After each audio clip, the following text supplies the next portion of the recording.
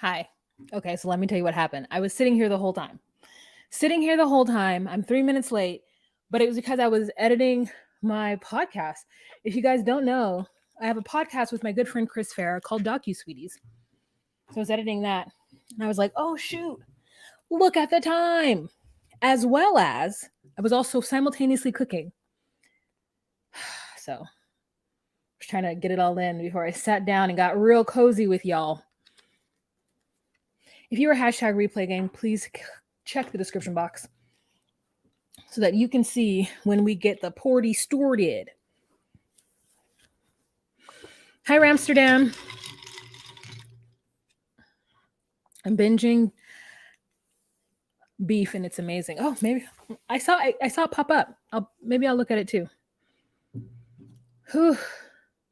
She's tired.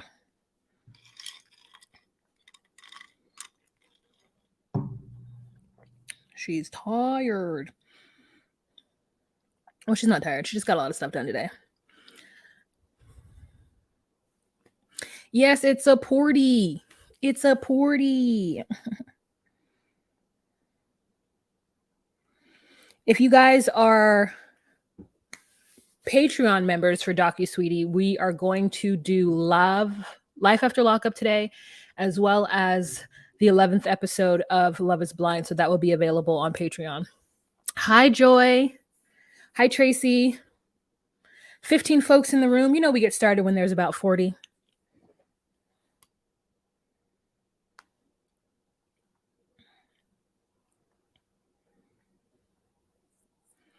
Cliffhanger.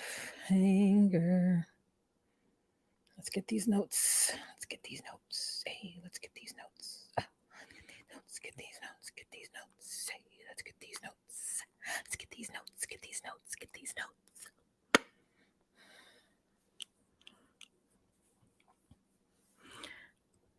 Well, hello. I haven't seen you around these parts before. How are you doing? Haven't seen your name in a live. Welcome, welcome, welcome. Guys, if you were on my live on Thursday, there were a lot of new people, as well as on Wednesday. Wednesday, I did Seeking Brother Husband, which I'm only going to do that twice a month. So I can't do it every week. I cannot dedicate the time. I'm actually early and on time for Life After Lockup right now. I have to do Love is Blind sometime this weekend, and then I will be all caught up. That way I won't be stressed out this week trying to get these lives out to y'all.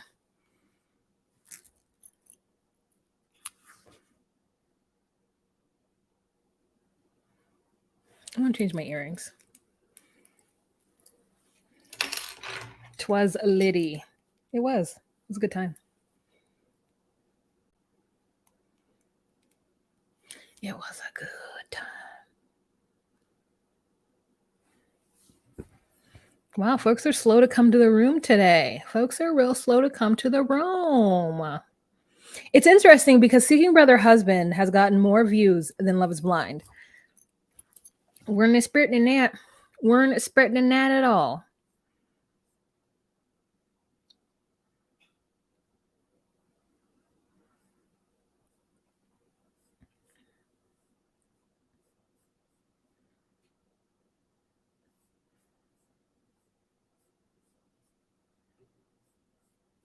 Hi, Janelyn. How are you? I am doing great. I hope you're well as well. I think it's good. I think it's interesting.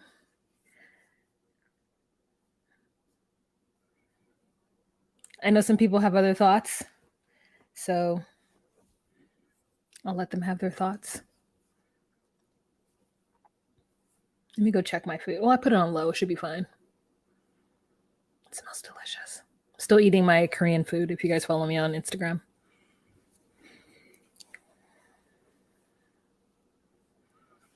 I don't know, DG. I truly don't know. I don't understand the algorithm. If you guys heard me talk about the algorithm and what my channel is doing these days, you will know that I truly do not understand it. However, I like this community.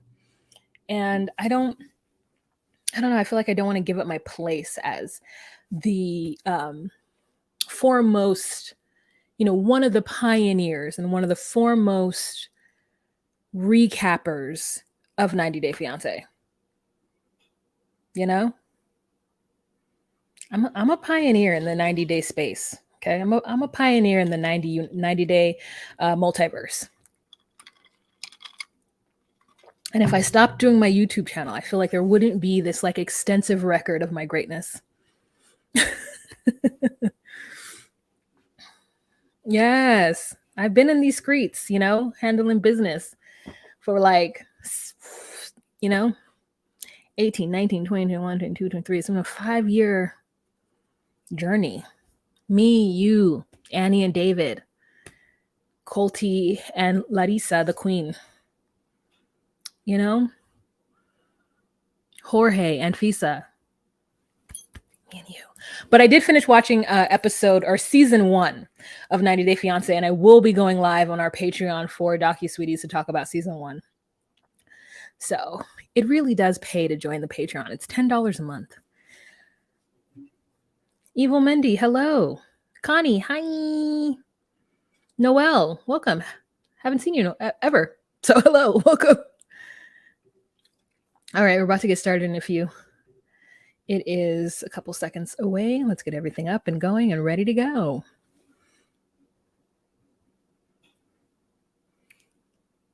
Hey guys, it's Wahima, but just call me Wah. Melanated! Welcome to my recap of Life After Lockup, Season 4, Episode 47, Roses and Thorns. If y'all are new to my channel, my name is Wah. I do recaps of relationship reality TV shows such as Love After Lockup, Life After Lockup, 90 Day Fiance, 90 Day Fiance Happily Ever After, Before, In the Future, Flying to Space, Love is Blind, Seeking Brother Husband, Seeking Sister Wife, Married at First Sight. So if you are at all interested in that content, please go ahead and subscribe to my channel.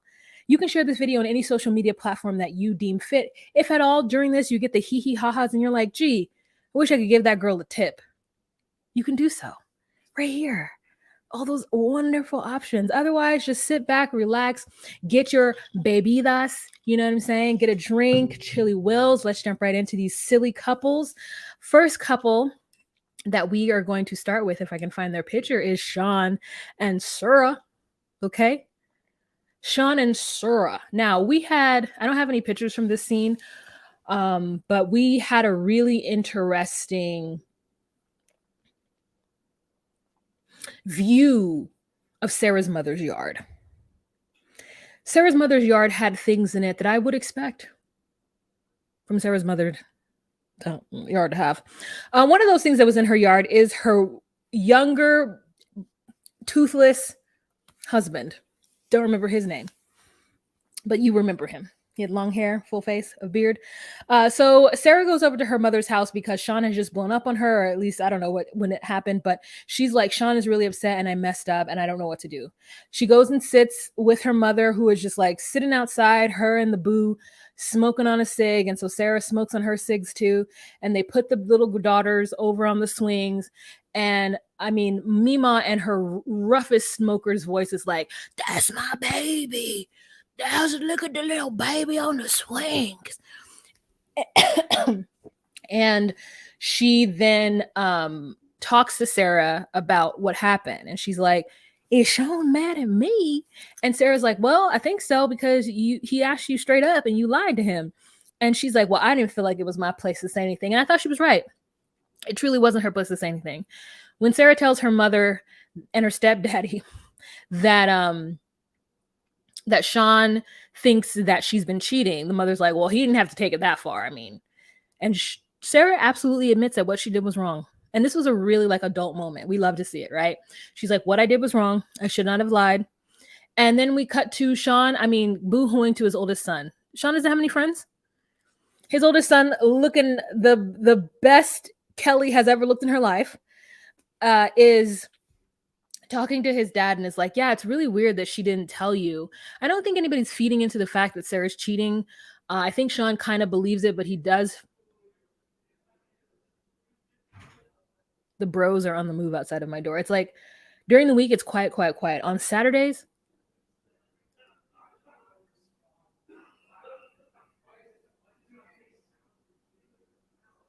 can you guys hear that? Just like bros are like, yeah, man, it's a boat, football, soccer, baseball game is happening. Yeah. Anyways, so they're gonna stop. So she, yeah, rightfully admits it. I don't think Sean believes that she's cheating, but he's like, and also like, is he crying? Because is he really crying? I want to know. Is he really crying? Is he crying? Is that man crying? And I'm not saying he should. I'm not gonna judge him if he is. You know, I want men to have their feelings, but he's so dramatic if that's the case. So dramatic. So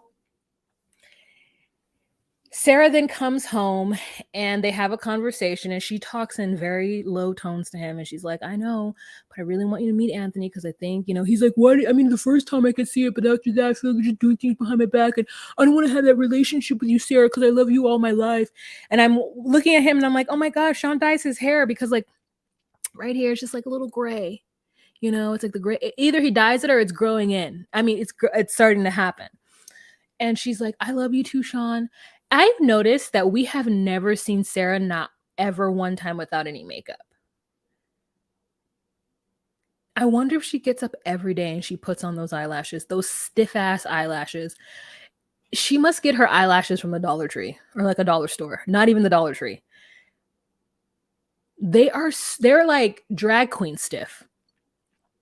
I feel like she might get them like on some Alibaba website and she bought like 300 for $2. And you know what? I don't falter for it because the truth is that I will wear my Ardells over and over again. I've actually sunken back because remember I used to get those like fancy ones that were like magnetic and it was super easy, but they were thick. Like now I do like little simple Ardells and I wear those like 3 times. I'll even wash them. I'll wash them. I'll wash those bad boys and reuse them because I'm like 12 for $12. It just feels wrong spending $12 for a pair of eyelashes, but I mean, I should start a GoFundMe for her because I think that she should take a little bit of that Matt Sharp money and just invest in some better quality drugstore eyelashes, you know? So we move on. The next couple that we're going to talk about is Cameron and Eris. Now, with Cameron and Eris, we start to see Cam come out and act the way, like act a fool, basically. I don't have a picture of them. Act a fool. And Eris try to like talk him through his behavior, but I think at some point she realizes that she's not going to get through to him and she probably doesn't want to insult him in front of the doctor. So they go to the it's not a doctor's office. I'm not sure. I don't know much about pregnancy things, but sometimes you go to the doctor and sometimes you go to a place where there are women who know how to use the ultrasound machine. And if you're thinking about Chance and Taylor, they can also tell you if the baby is the man's or not. Remember when Chance tried to deny paternity for Taylor's baby? Remember that? I forget things like that. Chance deserves to have bad luck for the rest of his life. Anyways, back to Cameron and Eris. So anyways, he gets upset and he starts to just act up because they get there, they do the ultrasound. Surprise, she's 6 weeks pregnant. Girl, she far along in that pregnancy. 16 weeks? That's 4 months. I know math. She's 4 months pregnant. That means that she must have got pregnant right away or they've been filming them for a very long time. And they both decided to get off birth control. And then she got pregnant. That's my baby mama. And not baby mama. My baby mama. She pregnant. So she pregnant and is very happy about it. They haven't told Lena. And honestly, when I saw her get up, I was like, oh, she looks pregnant.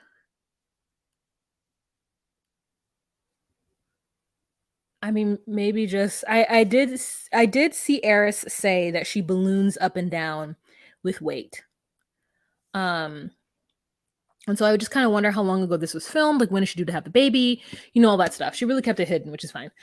She says she has some kind of thyroid issue or some kind of issue where she does have like weight issues, or she'll just balloon up and then come down and then go up again. So that's kind of what I thought was going on. Maybe that's what Lena thinks is going on.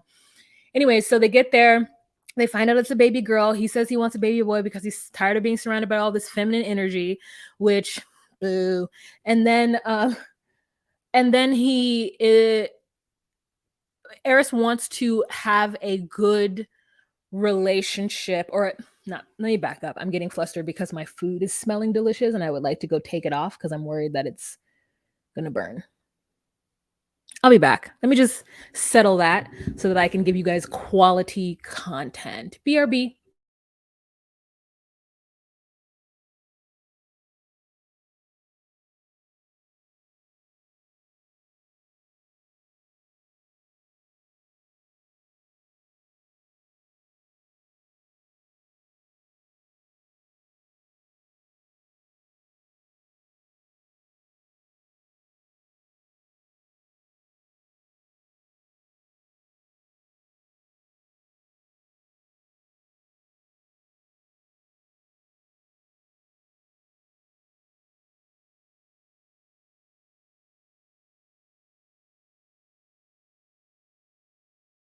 Okay, Eris and Cameron. So the lady tells them that she's going to do a little picture that says, "Hi, Lena, you're going to be a great big sister to Charlie," because they decided to name the baby Charlie.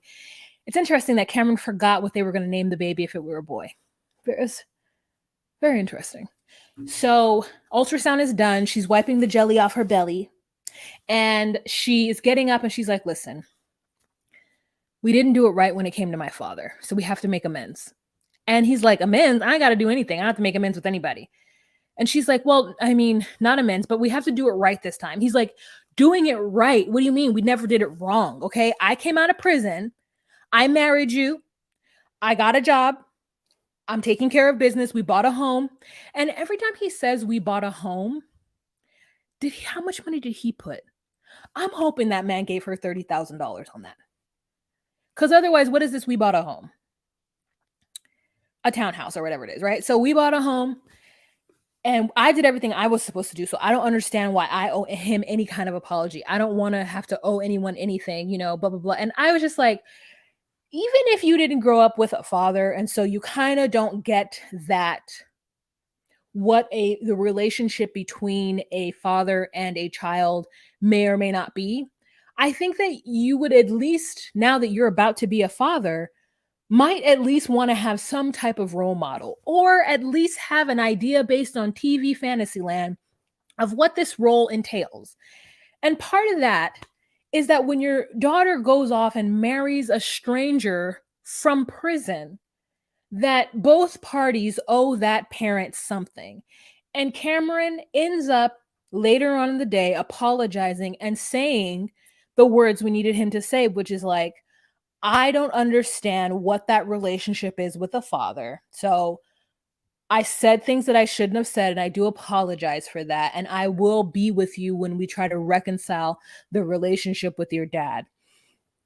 It's like, even if you've never seen a man be a father or a whatever in a household, you at least have to know that a man might give a darn if his daughter marries some boo-boo to fool, and that boo-boo to fool never tries to even contact you.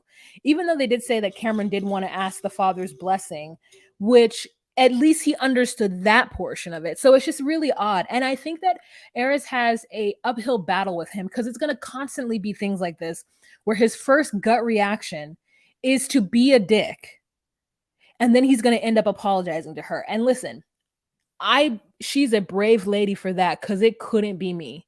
You get 3 opportunities. After the third one, I'm gonna go ahead and on the fourth ones. Listen, we're gonna have to go on ahead and clock out. We have to sign this divorce paper, because you can't keep acting like this. You are going to need some therapy. So, thank you, Linjay, for putting the podcast in there. I truly appreciate you. Yes, if you guys are interested, I can't click the link. I hope you guys can.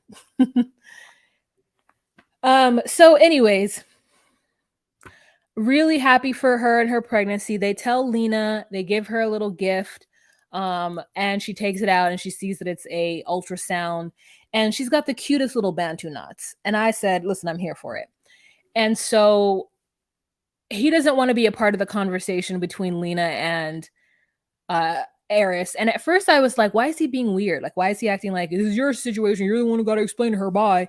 But then I started to realize that it makes sense because he did his part, but really it's between two people who have only had each other for the last 9 years. And I think that it is a very sweet moment for Eris to be able to reassure Lena of the situation. And I thought it was a cute moment and it was needed. I love seeing like good Black mother-daughter relationships on TV, even though people judge her for her choices of Cameron. I just like to see those good representation. And then when she says that she wants to be Lena when she grows up, I'm happy for Lena. I am always happy for little Black girls who have good relationships with their mothers because so many of us don't. States on the continent, in the Caribbean, there are a lot of Black girls who do not have good relationships with their mother, or the relationships that they have with their mothers are toxic because of generational trauma, and those mothers just weren't ready. So it was just nice to see because it doesn't happen all the time and it isn't seen all the time. So let's move on to the next couple. Oh, we got a good old Puppy and Amber episode. I mean, this is quality. This is what I'm talking about when I say that I like this show and I like these couples. Quality. Because while Puppy is not very good at expressing herself, and I do agree with Amber, I think that Amber has probably done more to support Puppy in the way that she supported her, that Puppy will never be able to support her in that way. Sorry, my nose is itchy. So we start off with Amber on the phone with her mother, and it's such a crazy story that her parents were like divorced for so many years while her mother just like had this drug addiction. And then as soon as she was able to come out and be sober, that they got back together and they're doing well. I mean, y'all, so many folks talk about being the product of divorce and how divorce messed them up and all this stuff. But to actually have a story where the parents end up coming back to each other, it just really, it warms my heart. And I'm happy for Amber. I'm happy that she gets to see that. And it probably makes her then want to be more stable. So now she's with ugly TC who look like he ain't got no bottom teeth. And she's having to deal with somebody who doesn't have any emotional intelligence.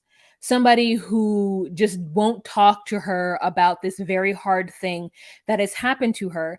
And I mean, listen, I know that the loss of a child happens to both parties, but I think the actual vacancy and the removal of said embryo or, cells is heartbreaking. It's heartbreaking, especially if you feel like you were finally in a time in your life where it might have been okay for you to have a child.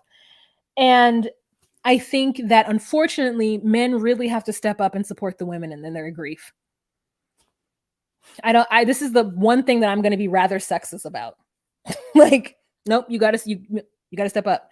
And he's not doing that, especially because I feel he might somehow blame her or judge her for not just like pushing through. And that's, I think, what makes me mad about it, is that I don't trust that he would have wanted to save Amber's life. I think that he would have put the life of the embryo ahead of hers, which sucks for her. Anywho, so she's going through it and her parents are talking to her about her wanting a loan from them for $50,000 for the business. And she's like, I'll pay you back.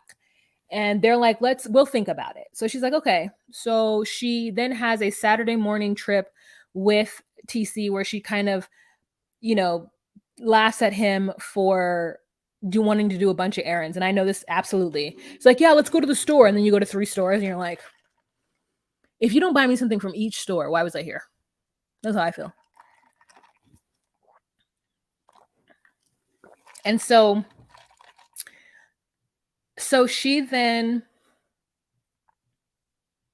what was that? Oh, so they go to this store to look for plants. And she's like, if I keep the plant alive, then I get to choose the sexual favor. And I was like, okay, I like that game. Good for you. Keep it spicy. And she tries to talk to him about what happened. And he says, you can talk. Like basically meaning that he's not going to participate, but not trying to be mean, but that's just like who he is. And she keeps waiting for him to support her, and it's hard for her. And I don't think that she wants to push him because she doesn't want to lose him. And I feel that I see Amber settling for somebody that she doesn't need to settle for, and it bothers me. And it bothers Puppy too. So his whole thing is like, well, why don't you just go to the gym? Get sweated out your stress or whatever. And she's like, okay. But she's like, it feels like he just thinks that that's going to be the answer. But I also feel like Loki, he's like, yeah, you need to lose weight, or I don't know. Listen, Amber's fine either way she goes. So like, I think I don't really know what to say about all of that, but he's just not doing what he needs to do for her, and she's trying. So then she finally goes to the gym and she invites Puppy with her, who Puppy says she hasn't been to the gym in 15 years. It's not really her thing. I mean, the way that she's lifting those weights, I can absolutely tell. She has literally no idea that when you're doing like whatever she was doing, that the whole purpose is to like build this muscle right here. And she's just like, and I was like, girl, you're not doing anything. Where was that trainer? The trainer's like, I'm not getting paid to train Puppy, so I'm not coming over and telling her about her form. So Puppy's low-key trying to tell Amber that she should leave TC because TC isn't supporting her. And Puppy truly is feeling like, well, now that Eric is gone, Amber should be my man. That is fully what is happening. And Puppy is so dependent that she doesn't even see it. Like, how are you doing, Puppy? I'm lonely.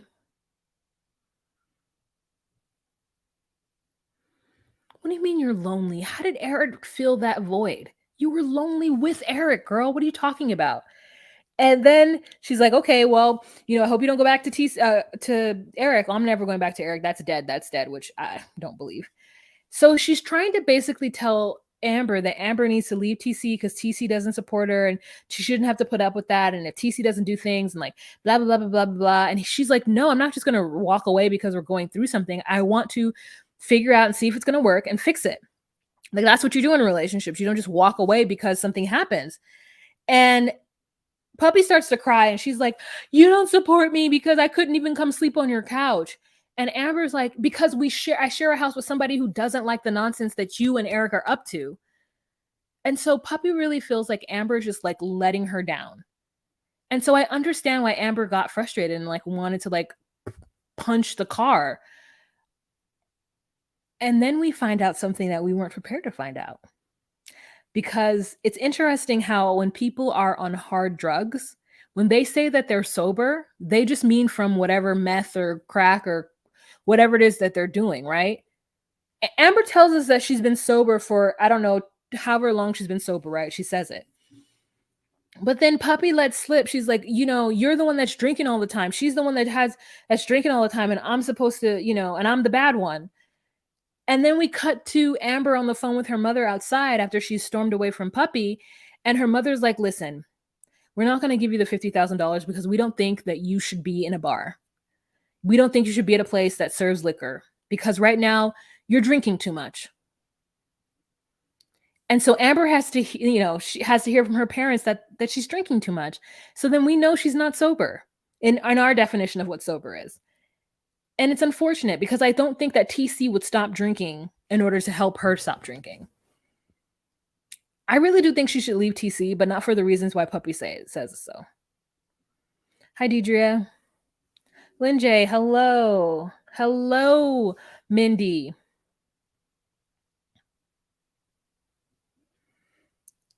So it's quite unfortunate.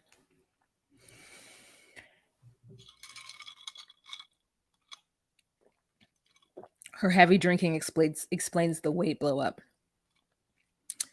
Oof.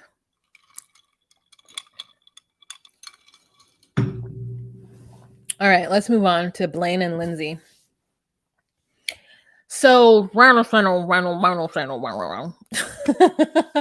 So Blaine is steadily and consistently pissing Lindsay off. Okay. They just moved into this new place because they're waiting for their trailer to be done. And she's come home from, I don't know, an 11 p.m. to 7 a.m. shift, and he ain't got shit cleaned up. Sometimes I just long for the simple, not single life. Now, I'm not saying that her life is simple, because Blaine is getting on her very last nerves. It's like everything she asked that man to do, he just simply cannot do it. She's like, Lindsay, why are you being blessed by himself? So she's like, I'm tired, and I just, like she's like, can you please just put something away? Can you unpack a box, please? I got to go get Miley Grace because she's over there being a teenager. And so she picks up Miley Grace and she comes back to the house, and Blaine is asleep, talking about, I'm charging my thing, I'm charging it. She's annoyed, but he says, let's go out on a date. I can be out in the streets at this time. Let's go. And Miley Grace is gonna have to come because Miley Grace is there. They go paintballing. Miley Grace is on the phone the whole time. Miley Grace does not want to go paintballing. I was so excited for the paintballing. Listen, if a man were to take me paintballing, I mean, he would obviously tell me beforehand, like, this is what I want from dating. I want someone to say, hey, let's go out. And then I want to be like, okay, what should I wear? And then I want them to tell me what I should wear. So they're like, wear casual, wear jeans. Great. They could take me to the gun range. They could take me paintballing. They could take me, I don't want to go hiking. I really don't. I hate those. When you're like, let's go for a hike. I'm like, oh, I'm so out of shape. And then I have to like be in the bugs. Like, no. Every dating app I'm on, all the guys are like, I just like to be outdoors. Blah, blah, blah, blah. Shut up. Anyway, so I would like to go paintballing. They go paintballing. Miley Grace gets there, puts the whole outfit on, and then doesn't want to do it. And the only thing I can think of is, Miley Grace have a little boyfriend that she's talking to? Is that who she's like typing away with and on her phone? And they're like, we don't know what's going on. And so they're running around, and at some point, Blaine just lays on top of Lindsay because he says he misses her and he hasn't seen her in a long time because of their crazy work schedules. He works part-time, she works full-time, and she's feeling really overwhelmed. So they get into the car, and she's like, oh, that took me out of shape. And Miley Grace is like, you need to go run more. Now, I know the girl didn't try to hurt Lindsay's feelings, but Lindsay, her feelings get hurt. So they drop Miley Grace off. She calls her mother to make sure that Miley Grace got in the house and was like, yeah, Miley Grace is kind of being a jerk. Like, what's going on? I'm worried about it. And the mother's like, you were a jerk too. Don't call and try to commiserate because now I'm raising you. You were a jerk. Now I'm raising this jerk. Okay? Leave me alone. That's not what happened, but she seemed very like she didn't want to have this conversation with Lindsay. So they're driving up to the house, and Lindsay just freaks out because she's very frustrated and overwhelmed with having to do everything on her own. She's like, Blaine ain't got no money, and life outside of prison is really hard, and X, Y, and Z, blase, blase. I think that Lindsay is probably an anxious person or something like that, where I think that she's willing to hold her own as long as she feels like everyone else is holding their own too. And she's overwhelmed because she feels like Blaine is not holding his own, especially with money. I mean, when he says, let's go on a date, she's like, who's going to pay for it? And he's like, me, of course. I don't ever want to be in that situation.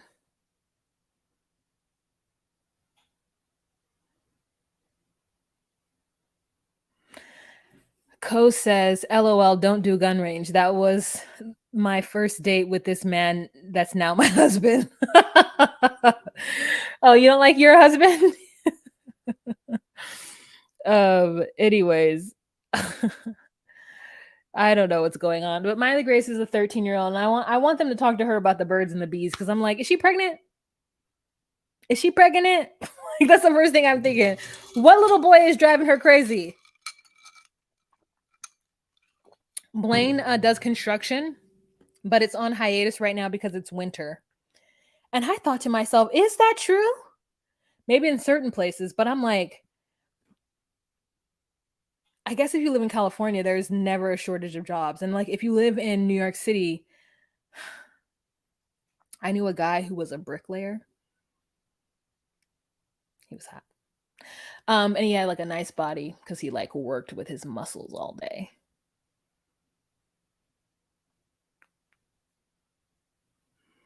I can't tell you if he worked in the winter or not though, because I met him in the summer And I wasn't talking to him by the time the winter came around.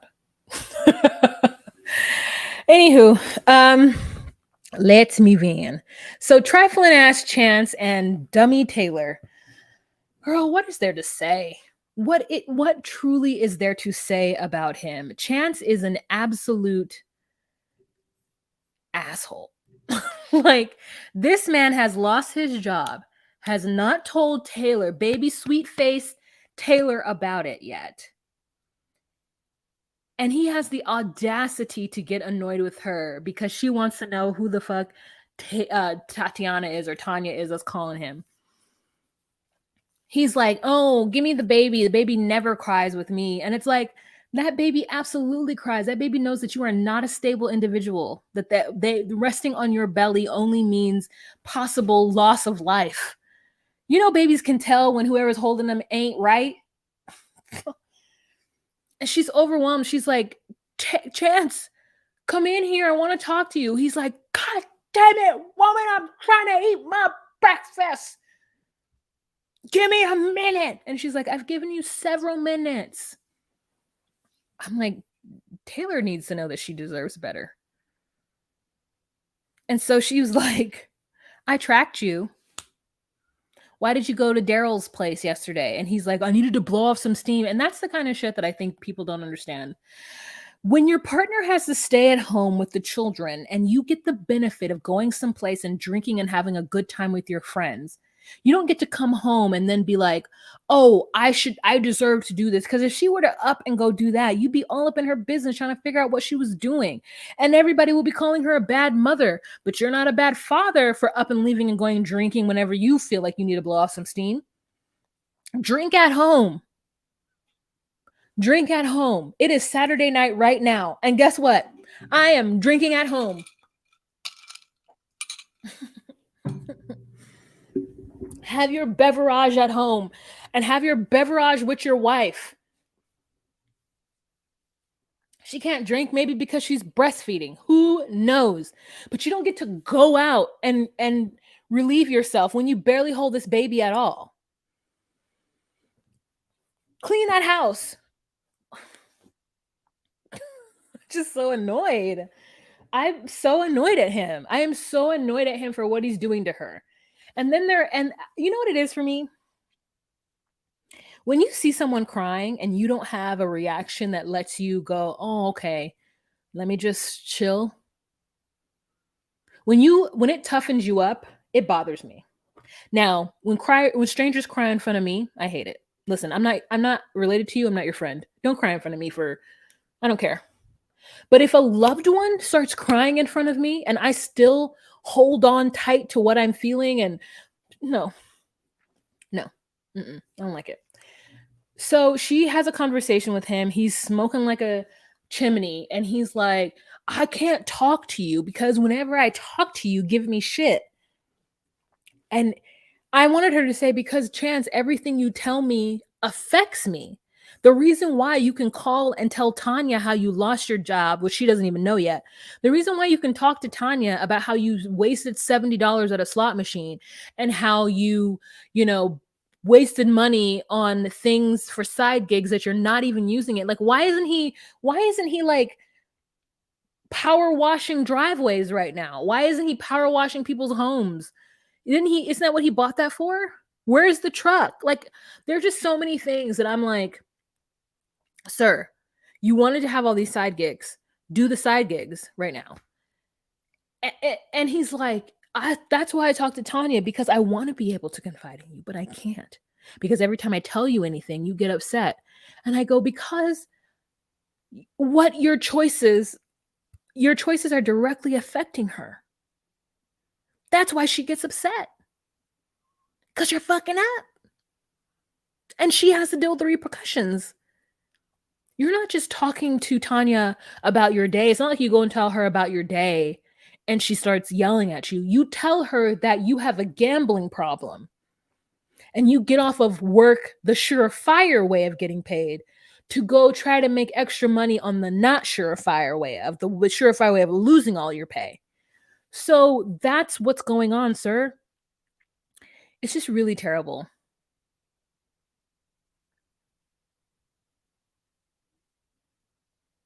It's just really terrible, and it bothers me. So he's like, I apologize if talking to my friend bothers you. And you know what? Maybe I should just leave then, since we're no good to. I'll just go. And I said, you threatened to leave a woman who just had your baby not nary 2 months ago. It's like he's never heard of postpartum. It's like he just doesn't give a fuck. She doesn't have a job. And I don't know if she quit it because of him. I'm not sure the circumstances. She shouldn't have quit it. But she doesn't work right now. I hope she's getting money from the government, truly. I truly do. Maybe that's why she didn't want to marry him, because she's like, listen, I need to get my checks. I hope she's getting her monthly stipend from the government for all them babies. And she don't give that man none of them children's social security numbers so he can do anything with it.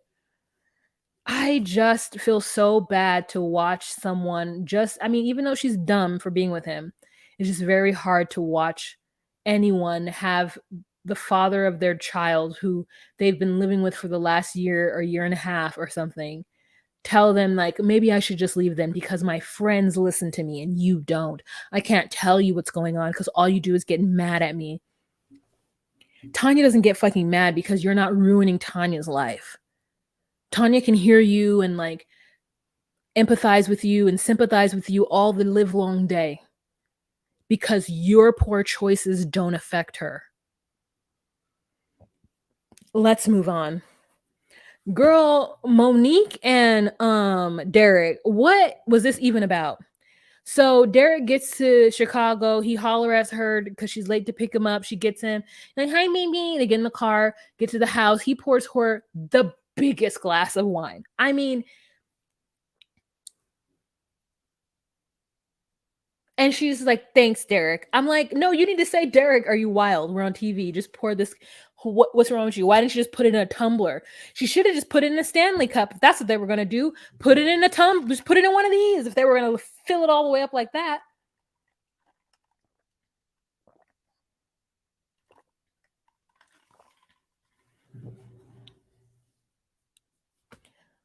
Anyways, he gets into this lady's kitchen and he hops his little ass onto her cabinets. Now, I hope he took his shoes off. And I was waiting for the cameras to pan down to let me see this man with his Nike Jordans that just got out of the airport from O'Hara Airport in Chicago. Is that Chicago's airport? I don't know. And he gonna hide the ring up top behind the thing. And I'm like, you know why he hid it? Because he knows that she goes through his shit. So he had to hide it someplace that she would never actually reach. And then he like gets this wine. I mean, I was like, what kind of wine is that? I feel like it's the kind of wine I would find in a grocery store. Like, it's grocery store wine for sure. It was like blue, but if it wasn't grocery store wine and you know what it was, tell me so I can try it. I haven't seen that kind of like blue bottle before. Maybe in a grocery store. Anyways, so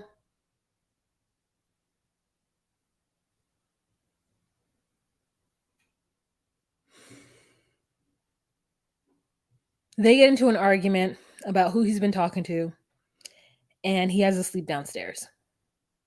The end.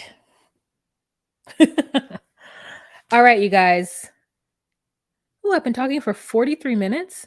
Let me go ahead and add that we start at 6:30 right now, because I always do this to hashtag replay gang, as I tell them to go check the description box and I'll put the time in and then I don't do it till the next day. Like a mentirosa. So we start at 6:30.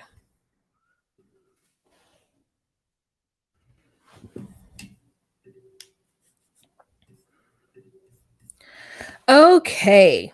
Thank you guys so much for joining me today. I'm going to go on ahead and head out, but we'll talk Love is Blind possibly tomorrow. Then we've got 90 Day Fiancé coming up this week. And we're going to talk about Seeking Brother Husband the following week. And that, oh my God, I'm going to Pittsburgh. I completely forgot in this moment. Girl, I got to set myself an alarm. Because I'm going to tell you right now, I surely will forget. I surely will forget. Oh, I gotta watch RuPaul's Drag Race too. Okay. Anyways, I gotta go. I gotta figure out my life. I will be in Pittsburgh. I'll try to go live with you guys on Tuesday. I gotta remember to pack my travel mic. Yeah. So we'll talk tomorrow for sure for Love is Blind, okay? Because I'm going out of town. All right, you guys, have a fantastic day. Remember to be you, be true, and find your place. Bye. And jumping the line, rock your body on time. Okay. Wait. They were drinking barefoot. Was it barefoot? I've never had that. I should try. Should I try barefoot? Thanks, Crystal. Thank you. Good night. Okay. Jumping in the line, rock your body on time. Okay. I believe you. Jump in the line, rock your body on time.